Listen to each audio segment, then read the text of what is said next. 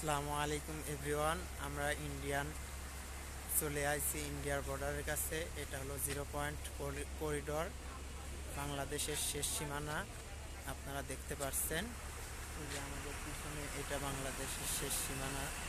দেখুন, আপনাদের দেখানোর জন্য এখানে আইছি। দেখুন, এটা ইন্ডিয়ার বর্ডার এবং বাংলাদেশের শেষ সীমানা। এখানে ভাইয়ারা ইন্ডিয়া যাওয়ার জন্য ইমিগ্রেশন করছে, আপনারা সবাই দেখতে পাচ্ছেন।